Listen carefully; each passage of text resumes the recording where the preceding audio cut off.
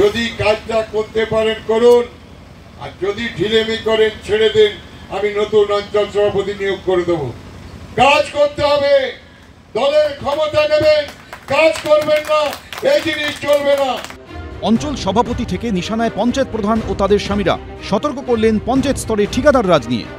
পঞ্চায়েতে যারা গেছে তারা ভাবছেন আমি পঞ্চায়েতটা চালালেই হবে, আমার পার্টির থেকে মুখ না ঘুরালে হবে, এই জিনিস কিন্তু চলবে না। ফাস্ট ফুড তো ফাস্ট লাইফের একটা পার্ট, সো প্রবলেম তো হবে, বাট আমার সলিউশন তারা।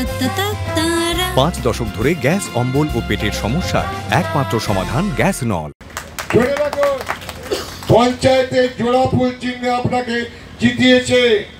আপনার স্বামীকে দিয়ে যদি ভাবেন আমি ঠিকাদারিগুলোকে নিয়ে আমি করে নেব, আমরা তাকে বেশি দিন প্রধান হিসাবে রাখতে পারবো না। হুঁশিয়ারি থেকে বাদ গেলেন না পঞ্চায়েত সমিতিতে থাকা দলীয় নেতাকর্মীরা।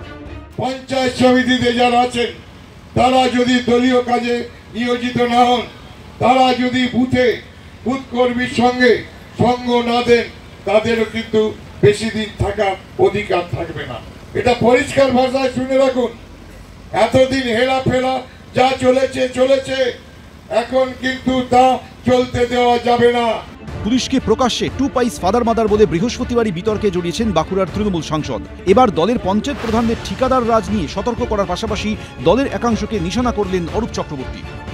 আমি একজন বুথের সভাপতি, আমি যদি আমার দলের নির্দেশ না মানি তাহলে আমার এই পদটা হোল্ড করার কোনো প্রয়োজন নেই বলে আমি মনে করি। নামে আমি পদ নেব, এটাই উনি বলেছেন এবং সঠিকই বলেছেন উনি ওটা, যে আমি যদি দলের পদে আমাকে থাকতে হয় তাহলে আমাকে দলের কাজ করতে হবে। তিনি আমাদের অভিভাবক, সেই জন্য তিনি অগ্রিম তাদেরকে আরেকটু সজাগ হওয়ার জন্য, ভালোভাবে কাজ করার জন্য এটাই বলেছেন, অন্য কোনো ব্যাপার নয়।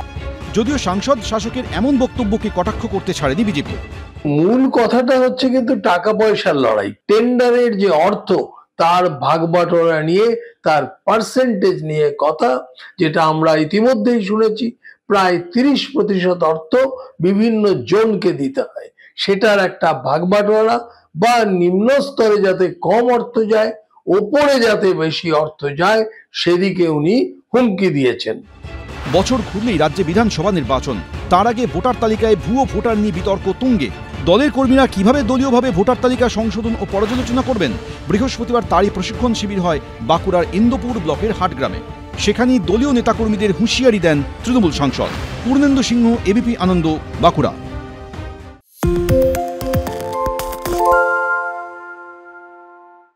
শুনতে পাচ্ছি না, বল না।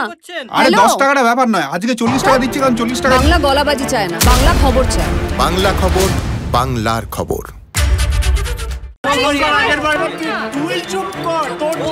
বাংলা ঝামেলা চায় না, বাংলা খবর চায়। বাংলা খবর, বাংলার খবর।